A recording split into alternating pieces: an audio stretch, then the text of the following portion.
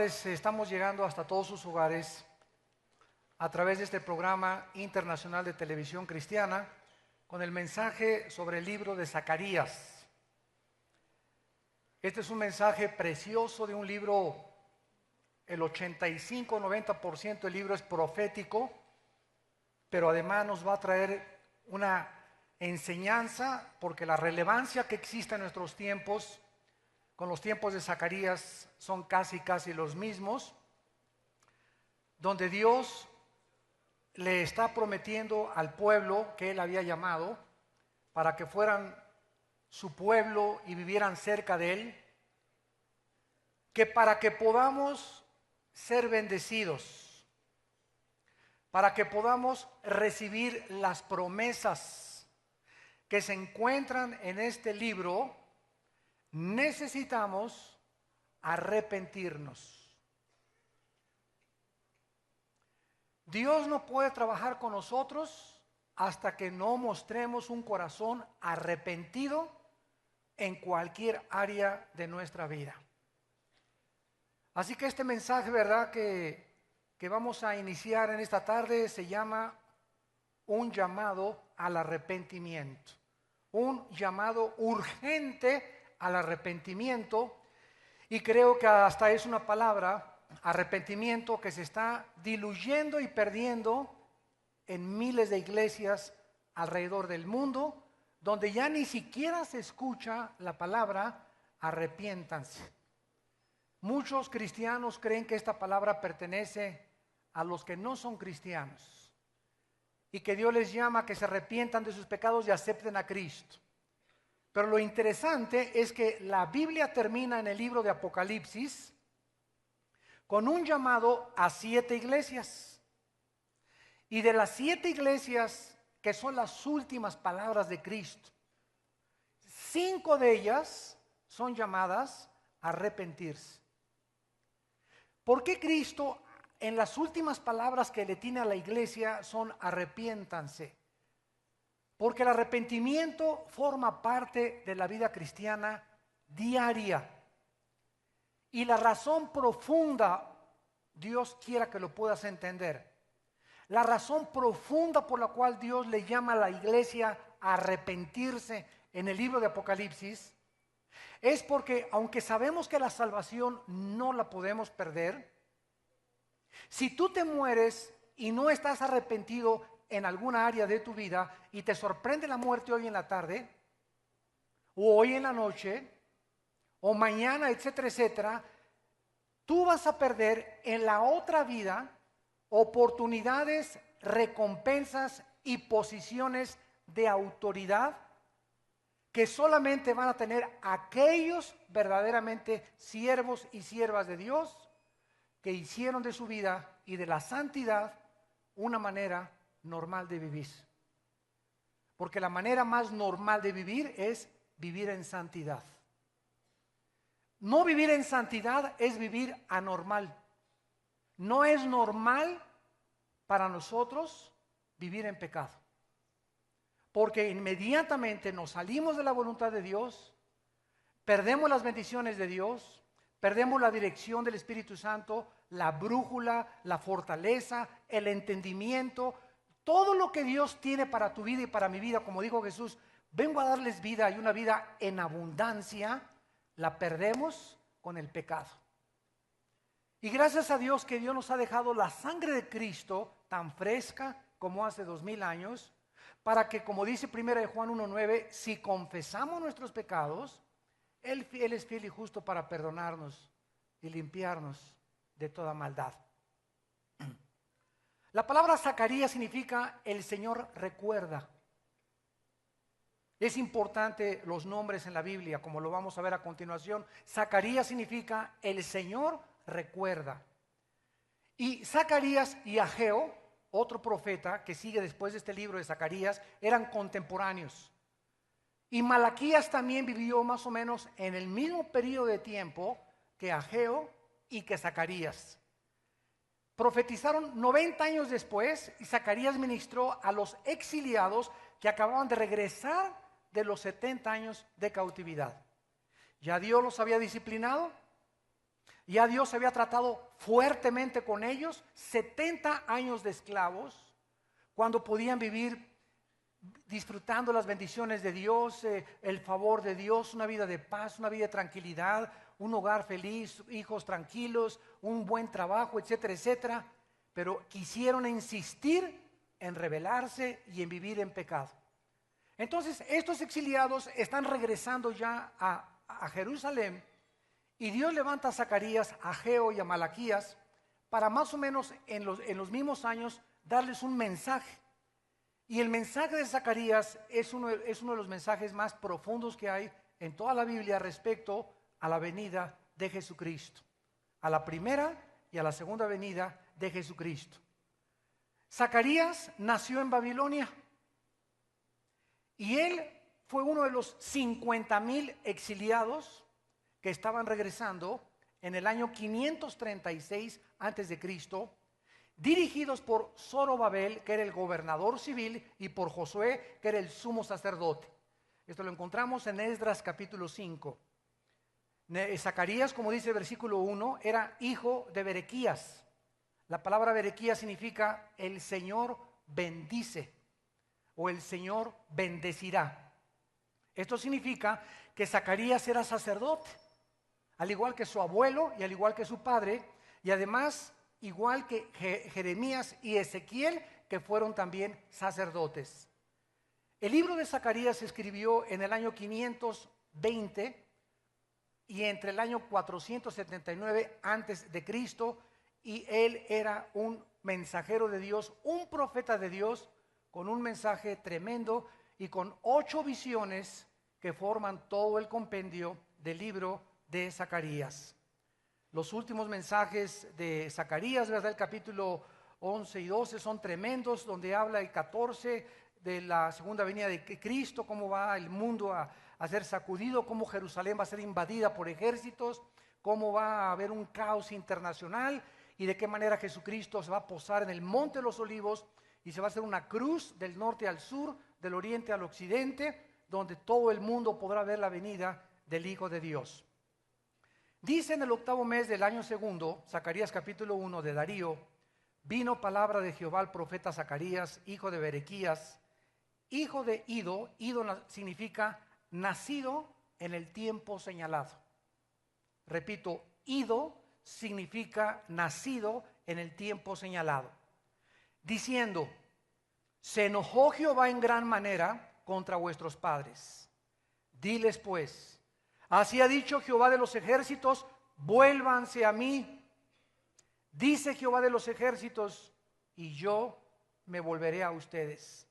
Ha dicho Jehová de los ejércitos, no seáis como vuestros padres, a los cuales clamaron los primeros profetas diciendo, así ha dicho Jehová de los ejércitos, volveos ahora de vuestros malos caminos y de vuestras malas obras, y no entendieron ni me escucharon, dice Jehová. Vuestros padres, ¿dónde están? Y los profetas han de vivir para siempre, pero mis palabras y mis ordenanzas que mandé a mis siervos los profetas, no alcanzaron a vuestros padres. Por eso volvieron ellos y dijeron, como Jehová de los ejércitos pensó tratarnos, conforme a nuestros caminos y conforme a nuestras obras, así lo hizo también con nosotros. Zacarías predica en el 8º mes del año segundo del reinado del rey persa Darío. Estos eran tiempos turbulentos, estaba confundido el pueblo, como ahorita, tsunamis, terremotos, caos político en Sudamérica, caos político en el Medio Oriente, Israel siendo amenazado, Corea del Norte con cohetes apuntando, Irán con cohetes apuntando ya con un radio de más de 5,000 kilómetros alrededor. Los cristianos ya van a la iglesia y se comen todo lo que les dan. Ya no hay discernimiento, ya no saben quién es profeta, quién es profeta, quién es apóstol, quién no es apóstol. Vivimos tiempos tan llenos de humo y tan oscuros que esta oscuridad va a poder entrar a tu mente y a tu corazón y va a impedir que tú puedas tener la claridad de saber y decir, este es el camino que mi familia y yo debemos de caminar. Porque nosotros los varones somos los sacerdotes de nuestra casa. Y nuestra esposa y nuestros hijos nos tienen que seguir atrás. y somos la influencia de nuestra familia. Y si yo no sé el camino, un ciego va a guiar a otro ciego al mismo hoyo. Si nosotros como varones estamos totalmente apartados de Dios y con pornografía y viviendo en pecado y viviendo en rebelión contra Dios, perdemos la dirección, hundimos a nuestra familia, hundimos a nuestros hijos y nos vamos a arrepentir tarde o temprano del daño tan grande que nuestros pecados pueden causar. El llamado principal de Dios a toda la humanidad ha sido el mismo: arrepiéntanse. Esta palabra, para los que no sepan, viene del griego metanoia. Metanoia es la palabra que se tradujo arrepentimiento. ¿Saben ustedes lo que significa arrepentirse? Lo vamos a escudriñar y vas a entender cuando salgas por esta puerta en esta tarde lo que significa arrepentirse y por qué diario tenemos algo de qué arrepentirnos. Significa cambiar tu manera de pensar. Cambiar nuestra manera de pensar. Cambiar mi manera de pensar de Dios. Él es un Dios santo. Yo tengo que cambiar mi manera de pensar de creer que me voy a salir con la mía. Tengo que cambiar mi manera de pensar de que creer que me voy a burlar de Él.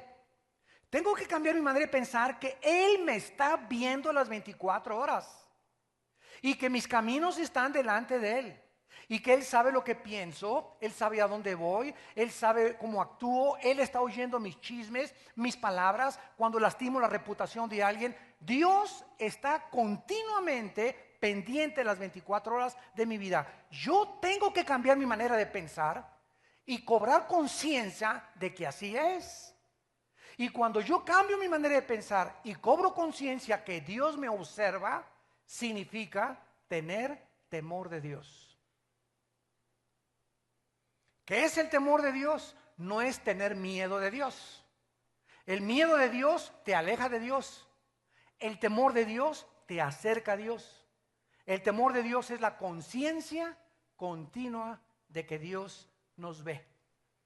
Como dice el Salmo 139, Señor, has escudriñado mi andar y mi reposo, mis pensamientos desde lejos los has conocido. No hay ningún camino que te sea conocido. Proverbios 3, porque los caminos del hombre están delante de Jehová y Él considera a todos veredas.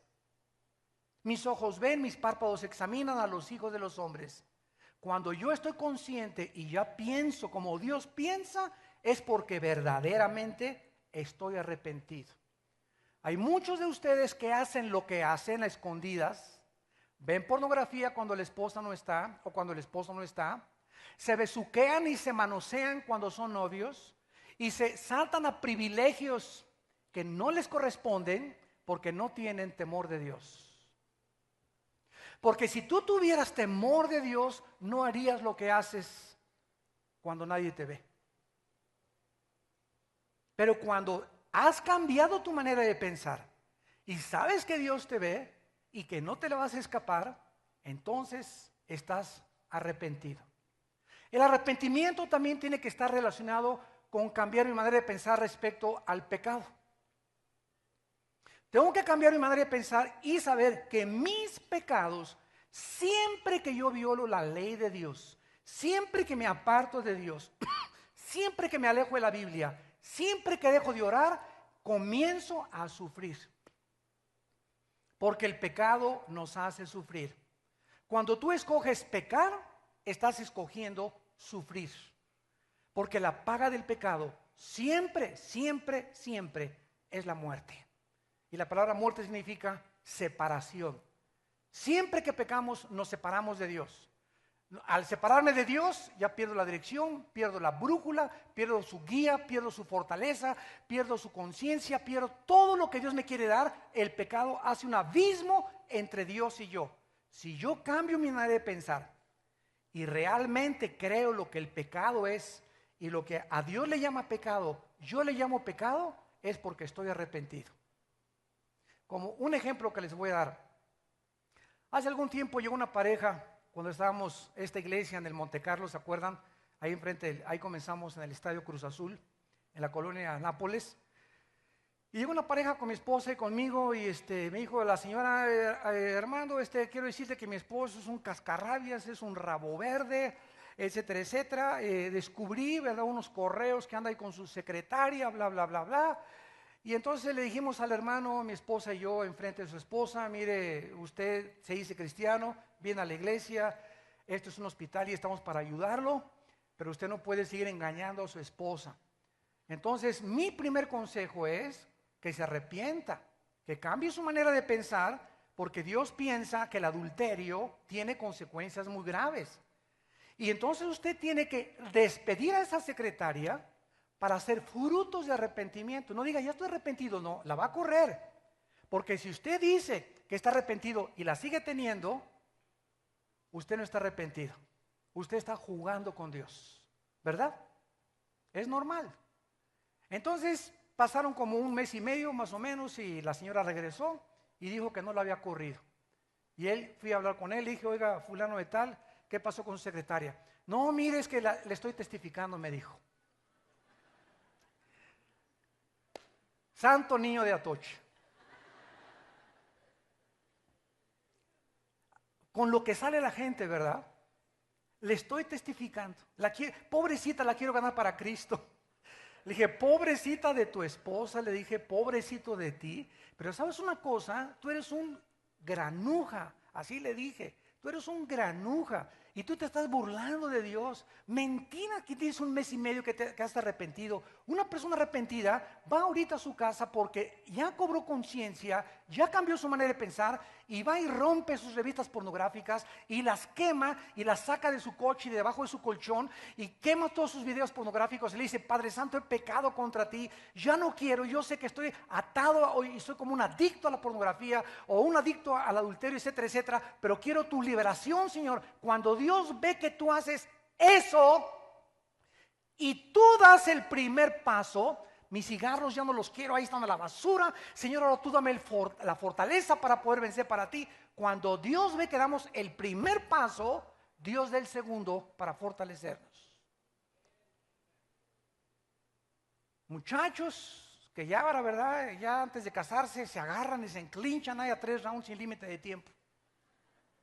Oye, muchacho, tú respeta a tu novia. Sí, ya, etcétera, etcétera. Si tú estás arrepentido, hoy le dices a Dios, Señor, quiero cambiar mi manera de pensar, y el noviazgo no es licencia para manosearla. Como les digo a las muchachas, cuando alguien te diga quiere ser mi novio, pregúntale, ¿para qué? ¿Cómo que para qué? Sí, ¿crees que al decirte yo, acepto ser tu novia, te doy licencia para que me toques? Estás equivocado, chiquito. Pregúntale para qué quiere ser tu novia. No te va a saber contestar. Si te dice, es que necesito una amiga, dile, cómprate un perro. El perro es el mejor amigo del hombre. No es que necesito a alguien que me dé consejos, ¿verdad? Dile a tu papá que te dé consejos o al pastor. Que necesito un apoyo como, cómprate un bastón. Pregúntale para qué quieres que sea tu novia. O sea, cuando alguien le dice quiere ser tu novia, lo que se asume es, tengo licencia para besarte, para tocarte. ¿No es verdad? Porque eres mi novia, a la novia se le besa y se le abraza. Eso no dice Dios. Tú tienes que cambiar tu manera de pensar porque Dios no piensa de esa manera. Y cuando tú cambias tu manera de pensar es porque estás convencido que la pureza y la santidad traen bendición a tu noviazgo. A tu novia no la tocas hasta que tú te casas con ella. Esto es el arrepentimiento. Y en tercer lugar, cambiar nuestra manera de pensar respecto a nosotros mismos. El arrepentimiento es cambiar de manera de pensar respecto a cómo piensa Dios, a cómo piensa del pecado y a cómo pienso de mí mismo. ¿Qué dice Dios de mi persona? Armando, la carne es débil, débil, débil, débil, débil. El espíritu está presto, Marcos 14:38. Pero quiero que sepas, no pienses de ti que la vas a hacer, no la haces. No le des consejería nunca a una mujer sola. Nunca subas a tu coche a una mujer sola. Cuando salgan jóvenes, pongan la Biblia y compres una Biblia así grandota de 1 metro y la ponen en medio de los dos, en el asiento. Oren antes de salir a tomar un café. Cuando tengas una secretaria muy guapa, dile a tu esposa que venga y que le dé la verificación. Y te va a contratar una gorda segurito. No juguemos con el pecado porque Dios dice que somos débiles. Por eso yo cuando viajo siempre acostumbro, me llevo un hijo mío o un pastor, porque yo sé cómo es, ¿verdad? He ido tantas veces ahora que viajo tanto en el avión y es increíble cómo piensan ya las mujeres de los hombres. Increíble. Le echan, ¿verdad?, los canes y los perros pastor alemán a todo mundo. Y andan buscando que las invites a una copa y que esto y el otro, y andan buscando esto y una noche en el hotel y que le compres un vestido por aquí, por allá. Estamos rodeados los casados de tentaciones como nunca lo habíamos estado. Y si nosotros no cambiamos nuestra manera de pensar, y antes de subirme al avión y cada vez que me levanto oro y Señor me consagro, Dios sabe librar de tentación a los piadosos. Segunda de Pedro 2:9. Pero si tú tienes 3 días sin leer la Biblia y 3 días sin orar y una semana sin estar cerca de Dios y viene la tentación, te vas con doña tentación. Dios no te va a rescatar porque ninguna tentación hay que no sea humana, sino que Dios proveerá la escapatoria para que podamos salir por ella, a los piadosos. Entonces cuando enfrentamos la tentación y estamos en el Espíritu, Dios nos da gracia y la gracia de Dios hace que la chava desaparezca. Yo casi siempre cuando viajo les digo, ¿verdad? Y una muchacha comienza con conversación, le contesto, soy pastor. Me dice, ¿pastor alemán o pastor? No es de los que se van aviones, no, de los que se van aviones no le digo. Soy pastor, ¿verdad? Y eso ya hace, ¿verdad?, que las personas ya digan, a Chihuahua, ¿verdad? Ya hay que tener cuidado, ¿verdad? Oye, ¿qué es eso de pastor? ¿Y qué diferencia entre los curas? Y ya comienzas tú a platicarle, le das el plan de salvación, y eso nos guarda a los hombres al hablarle a las mujeres y siempre hablarles de Jesucristo. Pero no juguemos con el pecado porque somos débiles. Cambia tu manera de pensar y no juegues con tu carne, porque el momento menos pensado caes en adulterio o en fornicación. Nadie cae en adulterio de la noche a la mañana. Hay un proceso de 4, 5, 6, 7 meses antes que tú estás jugando con pornografía, desnudando a las mujeres con tu mirada, a tu esposa ya no le eres fiel en tu mente, y hay otras mujeres, y hay otros hombres, etcétera, etcétera. Y cuando se presenta la oportunidad, dice Dios, yo me hago a un lado. Tienes 4 meses sin arrepentirte, 4 meses mirando mujeres, 5 meses con la pornografía, viene la oportunidad y caes en el hoyo, y Dios no interviene. Y no le eche la culpa a Dios, porque tú nunca supiste qué significa arrepentirse. Muy bien. Vemos aquí en Zacarías capítulo 1 también, en el versículo 2, que lo primero que Dios le dice es, se enojó Jehová en gran manera contra vuestros padres. Dios nos dice que Él se enoja cuando pecamos. Así es. En la Biblia se conoce como la ira de Dios en Romanos 1:18. Porque la ira de Dios se manifiesta desde el cielo contra toda impiedad e injusticia de los hombres que detienen la verdad. El momento en que tú ves una mujer mal, el momento que no pagas una deuda, que quieres transar a alguien, que tienes malas intenciones, Dios conoce lo que pienso, mis motivos por los cuales hago lo que hago. En ese momento Dios está enojado conmigo. ¿Qué significa el enojo de Dios? Me se enojó en gran manera con vuestros padres, le dice Dios a Zacarías. Que mientras Dios esté enojado contigo, vuelvo a decirte lo mismo, igual que cuando tu papá se enoja. A ver, pídele a tu papá algo cuando está enojado contigo. No te lo va a conceder. Te va a decir primero, lávame los trastes, cumple con tus tareas, porque ahorita me has hecho enojar. Y lo mismo con Dios, dice, no te me acerques ni me pidas nada hasta que no te arrepientas. Dios se enoja y es contra el pecado. La ira de Dios que se derrama sobre toda persona que persiste y insiste en vivir en pecado sin arrepentirse. En el libro de Colosenses capítulo 3 dice el apóstol Pablo, Colosenses capítulo 3, versículos 5 y 6. Hagan morir lo terrenal en vosotros, fornicación, impureza, pasiones desordenadas, malos deseos y avaricia, que es idolatría, cosas por las cuales la ira de Dios viene sobre los hijos de desobediencia. De acuerdo a la Biblia, ¿sabes qué es lo que más hace enojar a Dios? La inmoralidad.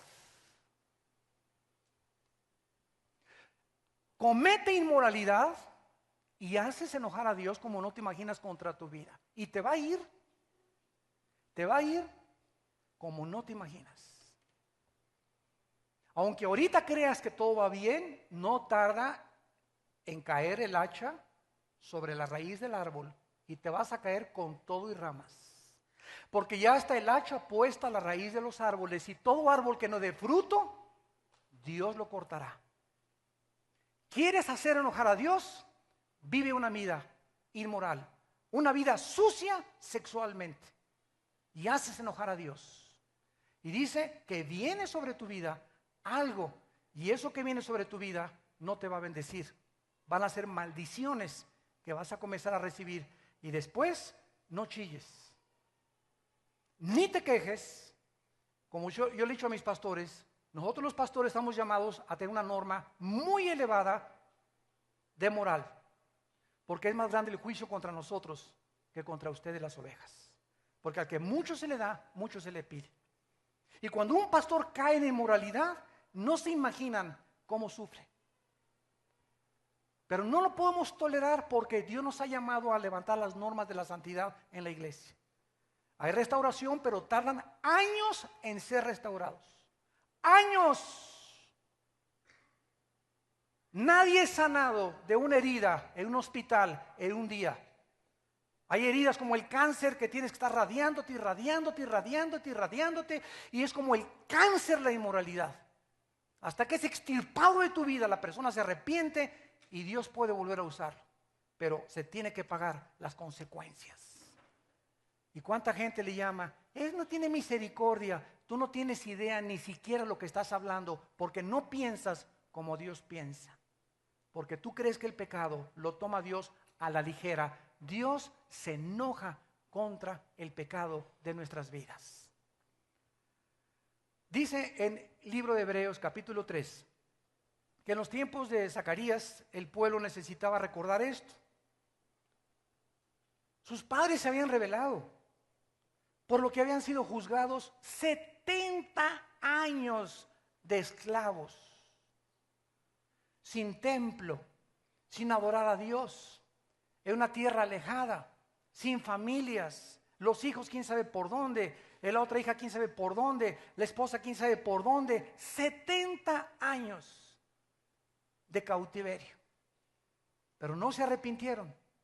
Y Dios estaba llamando a la generación de Zacarías a que reconstruyeran el templo. O sea, vuélvanse a mí y adórenme con todo su corazón.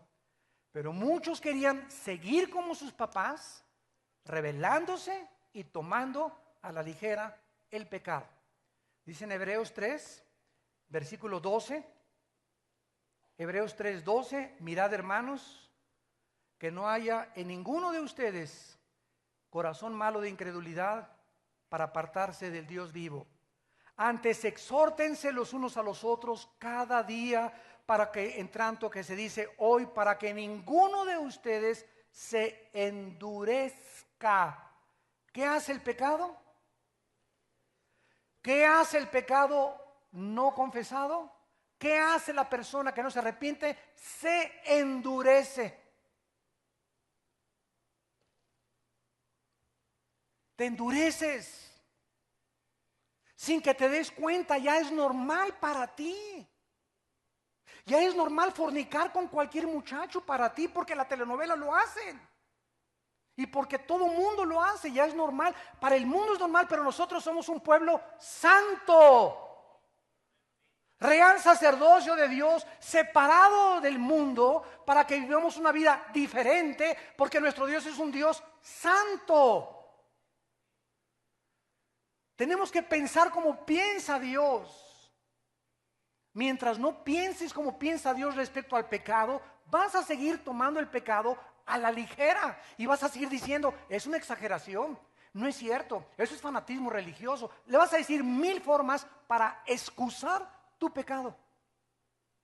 ¿Sabían ustedes que el 90% de los ateos en el mundo, el 90% de los ateos no vienen a la luz, no por ser problema intelectual, ni filosófico, sino que detrás del 90% de los ateos no vienen a Cristo ni quieren creer en Dios, porque detrás de ellos existe un problema moral.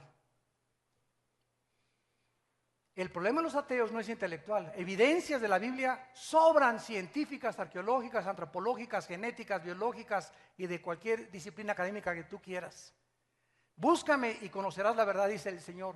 Tu problema no es que te falten evidencias, es que no te conviene creer.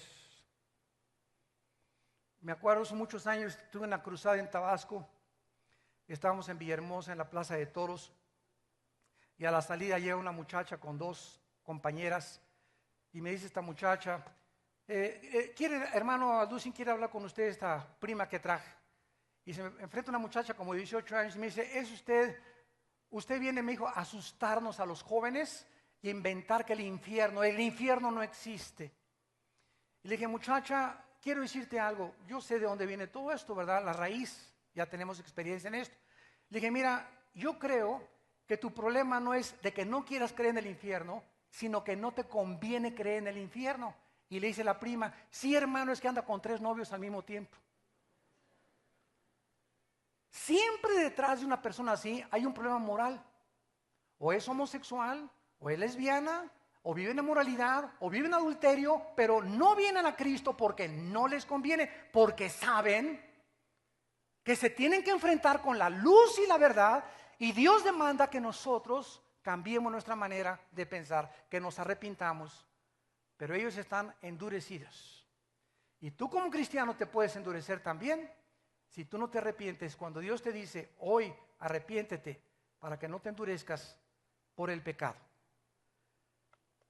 En Ezequiel capítulo 10 tenemos un ejemplo precioso de qué forma Dios años atrás a Zacarías ya había amenazado con retirarse del templo.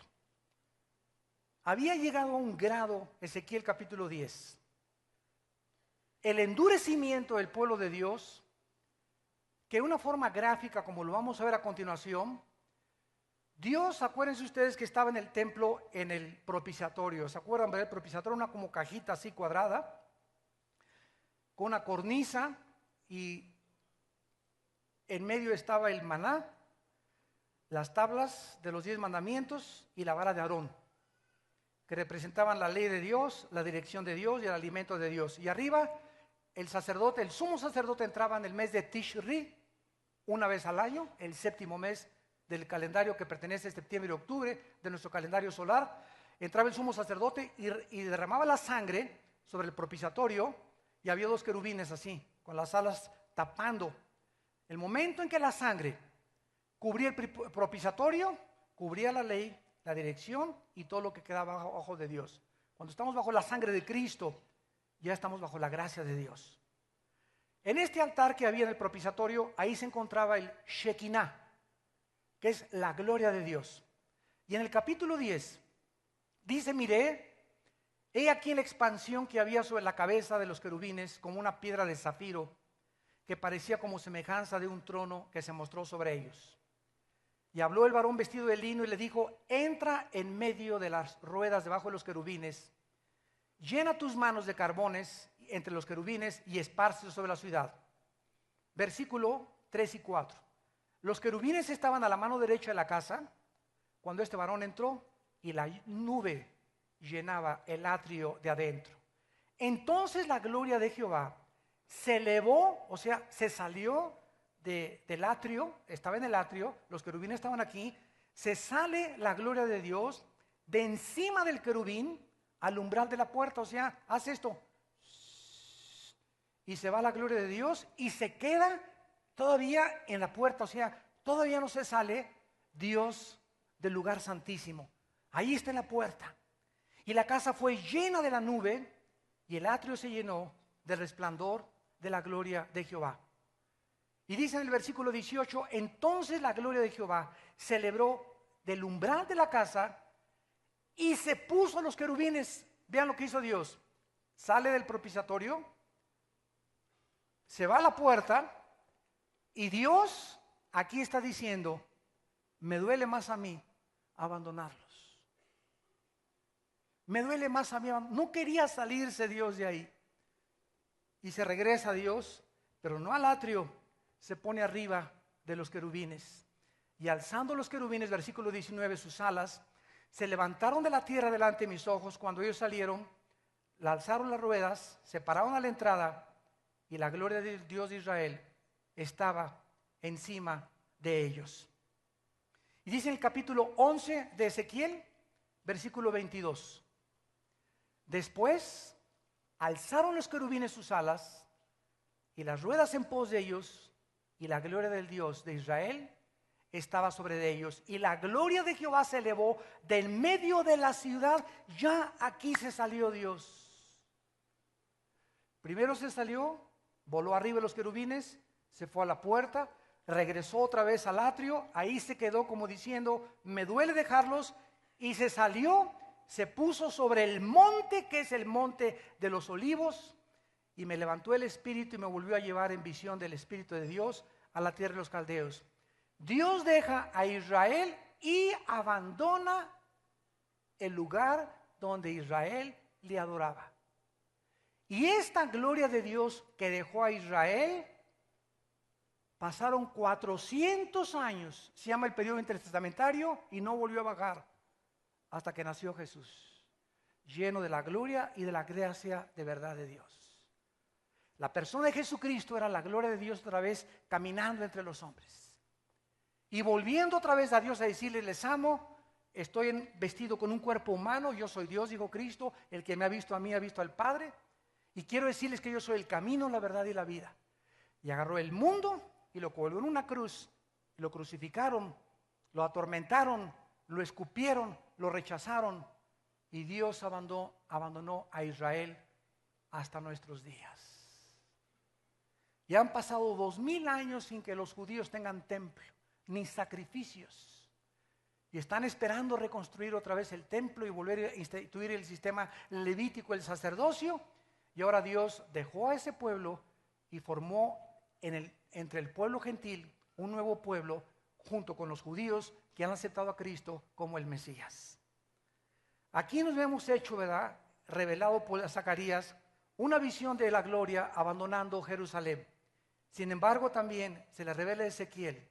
Al permitirle a Ezequiel ver lo que estaba pasando, el gran pesar del corazón, cuando te dice, hijo, te amo, pero tus pecados me impiden acercarme a tu vida.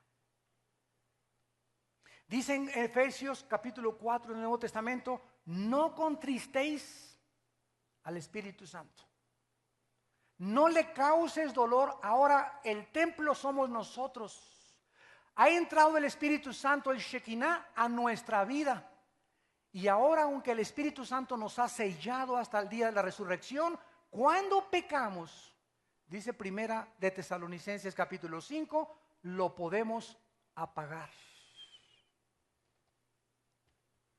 No apaguéis el Espíritu. Primera de Tesalonicenses 5, Efesios 4. ¿Qué significa apagar? ¿Has prendido una vela? Ponle una cubeta a una vela y vésela acercando así poco a poco. Y el radio de acción de iluminación se va reduciendo y reduciendo hasta que si le pones la cubeta totalmente, se reduce y se apaga la vela. La única luz que tenemos nosotros es a Dios dentro de nosotros. El único que me puede decir si estoy bien o estoy mal no es la doctora Corazón, ni Walter Mercado, ni el psiquiatra, ni el psicólogo, es Dios a través de la Biblia. Y si yo peco y no lo tomo en serio y rechazo sus leyes, apago dentro de mí esa luz. Aquí está el Espíritu Santo, pero ya no me guía, ya no me ilumina, ya no me fortalece, ya no entiendo la Biblia, ya todo me parece mal, comienzo a hablar a todo el mundo, me amargo, comienzo a irme como en feria, divorcios, problemas en la casa, problemas con los hijos, etcétera, etcétera, en el trabajo. ¿Y todo por qué? Por el pecado.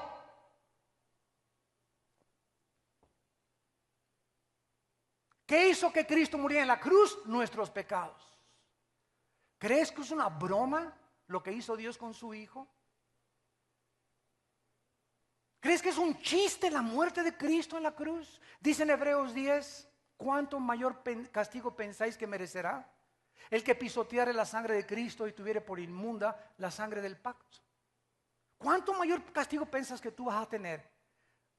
Dios va a ser más condescendiente con tu compadre, y Dios va a perdonar tal vez más a tu comadre que a ti, porque tu compadre y tu comadre no conocen a Cristo ni vienen a oír la Biblia, pero tú vienes cada domingo a oír la Biblia.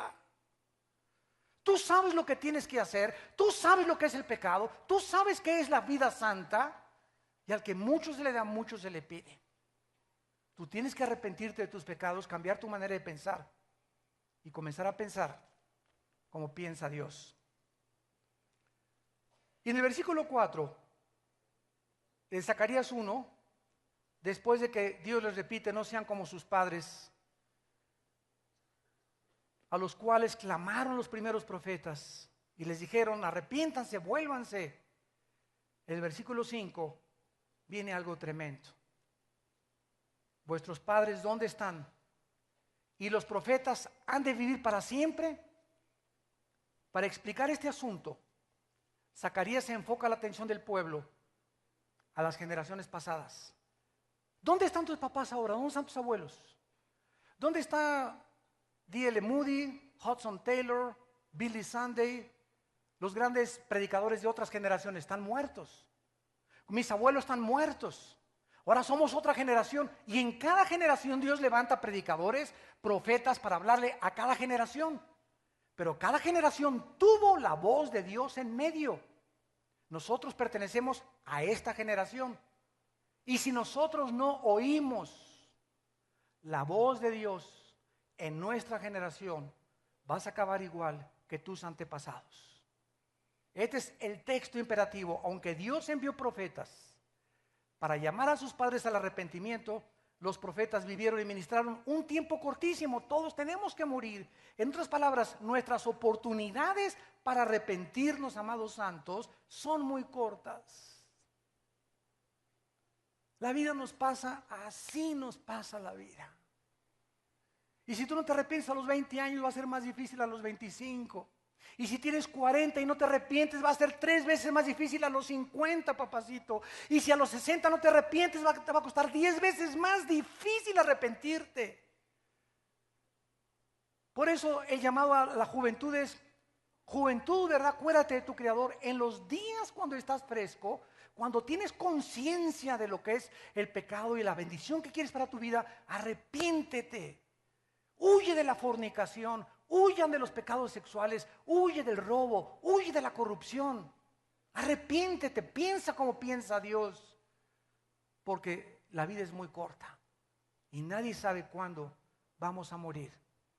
Terminamos en el libro de Apocalipsis capítulo 3, que dice el versículo 3, el Señor Jesucristo a esta iglesia. Apocalipsis capítulo 3. Versículo 3. Acuérdate de lo que has recibido y oído, y guárdalo y arrepiéntete. Arrepiéntete, porque si no velas, vendré sobre ti como ladrón, y no sabrás a qué hora vendré sobre ti. Versículo 19. Yo reprendo y castigo a todos los que amo, sé pues celoso y arrepiéntete. Cada día, amados santos de Dios, cada día tenemos que desarrollar el bendito hábito de arrepentirnos de algo.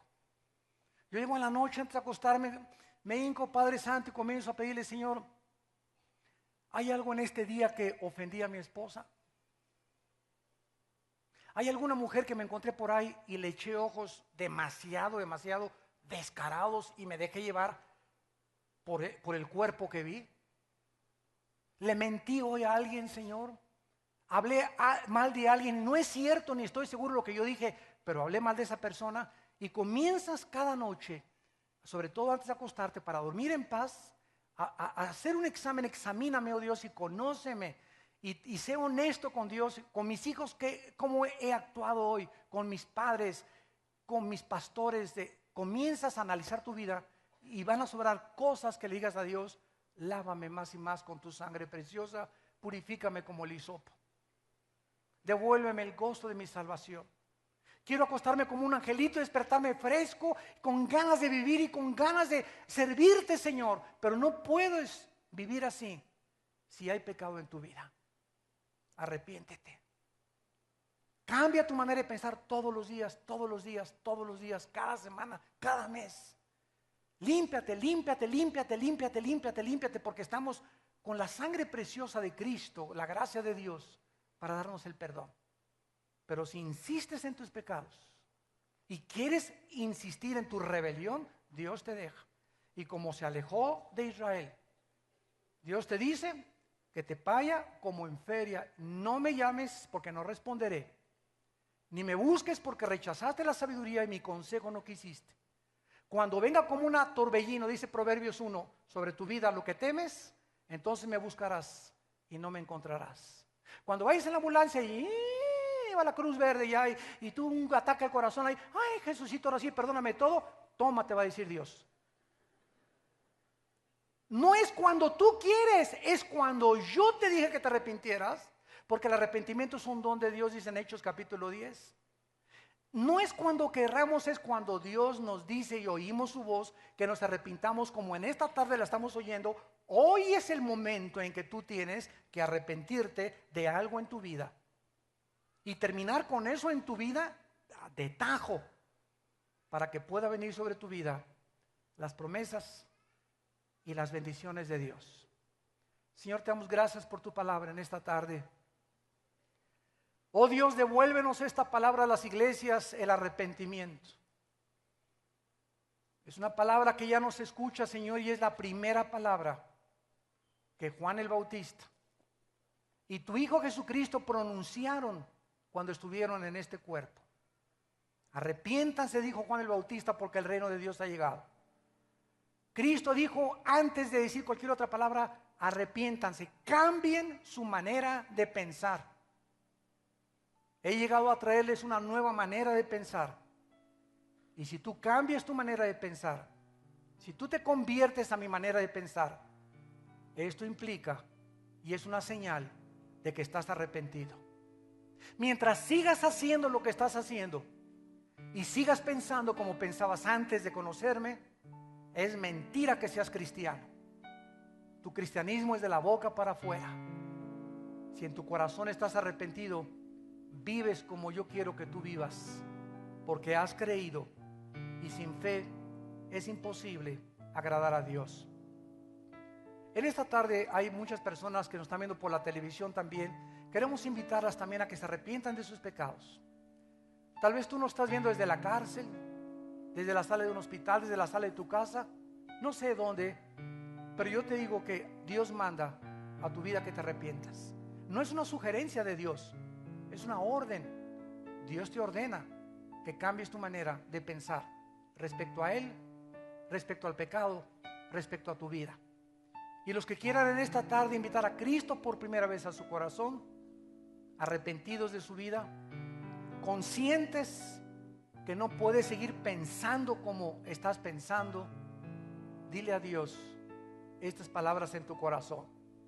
Señor mío y Dios mío, te pido perdón por mi vida. Te pido perdón por todos mis pecados. Quiero llamarle al pecado como tú le llamas. Quiero decirle al pecado lo que para ti es pecado, no lo que yo pienso, o lo que el doctor dice, o lo que la televisión dice, sino lo que tu palabra dice que es pecado. Yo le quiero llamar pecado, porque quiero pensar como ti, Señor. Te pido que me laves con tu sangre, porque creo que en la cruz pagaste en mi lugar, y a los 3 días resucitaste entre los muertos.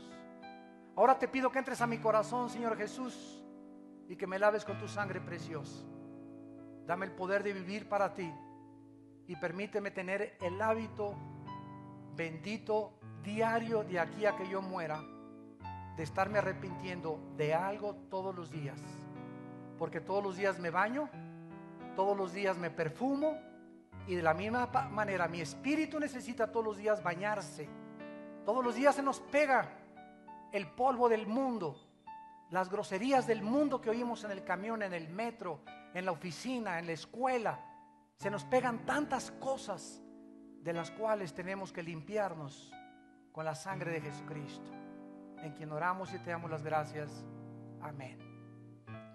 En esta tarde, todos ustedes que invitaron a Cristo por primera vez, nos gustaría conocerlos, bendecirlos y decirles que nos sentimos orgullosos de ustedes por la decisión tan valerosa que acaban de tomar.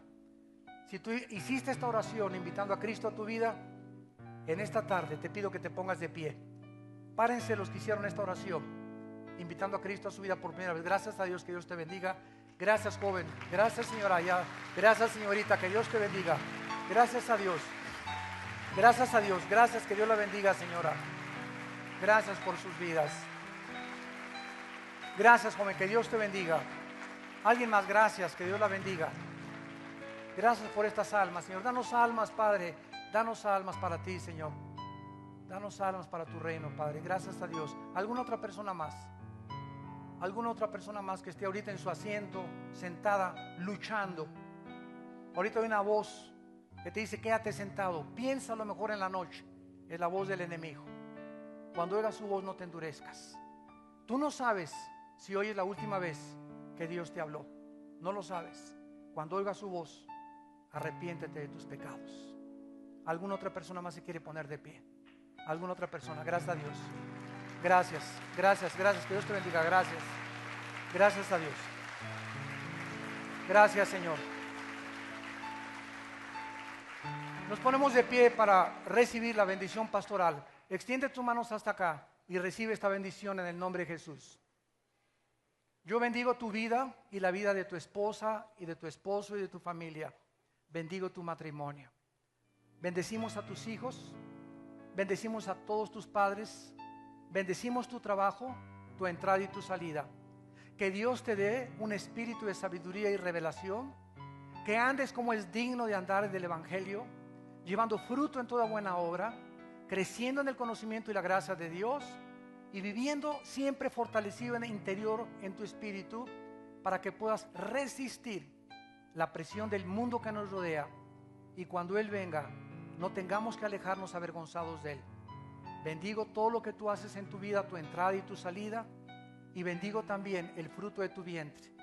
Te pido, Señor, que tú puedas a este pueblo darles espíritu de arrepentimiento, para que ellos sean sensibles al pecado, porque fue el pecado lo que le costó la vida a tu Hijo Jesucristo, en quien oramos y te damos las gracias. Amén. Que tengan mucha paz.